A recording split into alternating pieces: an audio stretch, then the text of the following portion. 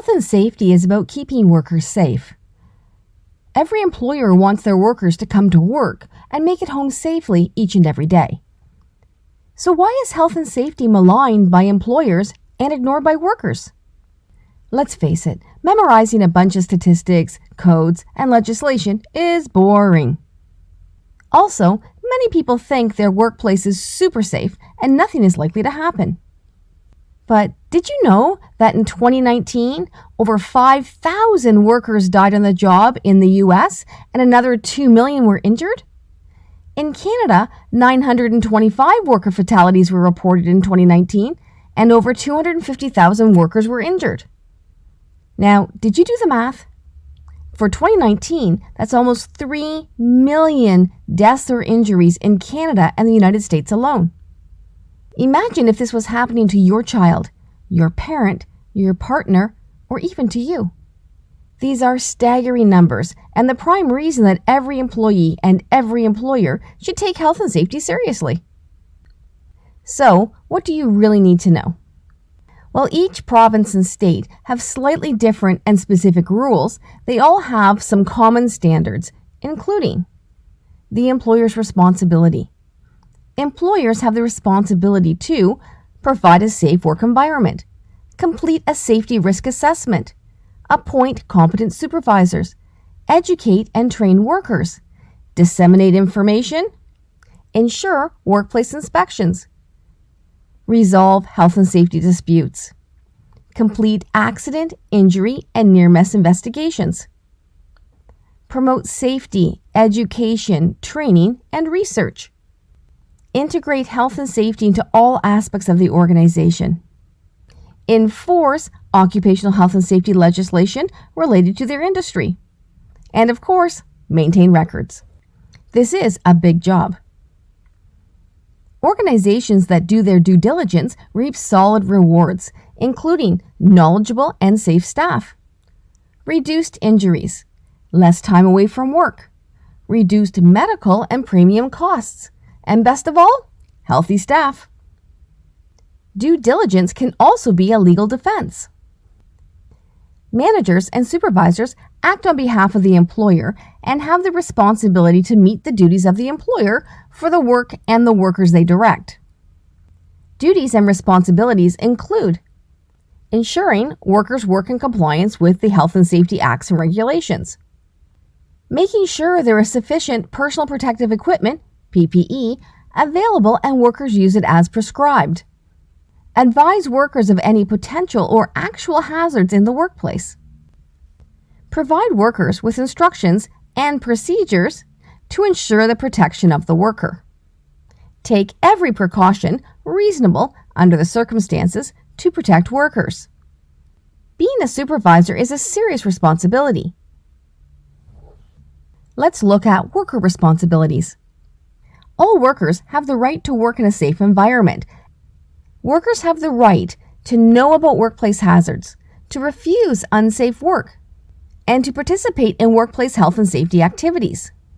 Workers also have obligations, including participating in health and safety training and safety briefings or meetings, learning about their roles, rights, and responsibilities, complying with legislation and employer requirements, informing their supervisor of hazards or safety concerns, actively engaging with the internal responsibility system. Workers are usually at the highest risk for workplace accidents or injuries. It is important that every worker learns how to work safely and takes every precaution reasonable to protect their own safety, the safety of their co-workers, as well as the safety of anyone else in and around the workplace. Let's talk about the IRS. Together, the employer, supervisors, and workers make up the Internal Responsibility System, IRS. The IRS system provides an employee-employer partnership to ensure a safe and disease-free workplace. The IRS is the foundation of a safe workplace in that everyone has a role in health and safety at work. Both employees and the employers are responsible for their own safety and the safety of co-workers. The IRS establishes a shared responsibility system. promotes a safety culture and best practices, helps develop self-reliance, and focuses on compliance. What about a health and safety committee or the safety officer? The role of the health and safety committee or the safety officer is the same. They act as an advisory body, identify hazards and obtain information about them, recommend corrective actions, participate in investigations and inspections, actively engage to resolve health and safety concerns in the workplace, review policies annually, provide mandatory health and safety training each year, ensure all required postings, posters, and reference materials are posted and available to comply with the law, and report a workplace incident to applicable authorities as required by law. A safety officer must be competent under the law and have knowledge and experience related to the workplace setting, while a health and safety committee must meet regularly, be composed of half management and half workers, and ensure a fair election process. At least one person, either the safety officer or someone on the health and safety committee, is required to be certified in Canada. Hazard assessments are an important part of any safety program. Hazards can be found in every workplace and every work site. A work site is not limited to an office or plant. A work site can include a work vehicle, a personal vehicle, a home office, or maybe even a hotel. If a worker is working, their work site is wherever they are at the time. This can make hazard assessments very challenging. Hazards can include physical, chemical, ergonomics, health, psychosocial, air quality and ventilation, weather and temperature, violence and harassment, confined spaces, moving parts and machinery, scent and odors, and more. So where do you begin? A risk assessment is a process where hazards and risk factors that have the potential to cause harm are identified. Each hazard is analyzed and evaluated, and appropriate methods to eliminate the hazard or control the risk are determined. A risk assessment is a thorough look at your workplace to identify the things, situations, and processes that may cause harm. They are an integral part of any occupational health and safety management plan and help to create awareness of hazards and risks, identify who may be at risk, determine how to eliminate, mitigate, or control each hazard, prevent injuries and illness, prioritize hazards and control measures, and meet legal requirements. As with everything we do with regards to health and safety, the goal is to create a safer and healthier workplace. So ask yourself, what could possibly happen and under what circumstances? What are the possible consequences? How likely is it to occur? Is the risk effectively controlled, or should we do more? Risk assessment is a significant process and should be planned, undertaken, documented, and disseminated. By giving risk assessments the time and dedication they deserve, an organization can make great strides to creating a healthier and safer workplace. But what happens if we have a workplace investigation? If an accident, injury, near miss, or governmental body investigation occurs, all applicable records must be made available for multiple years, including accident and injury records, policies and procedures, PPE records, training records, confirmation of competencies, and any other records requested.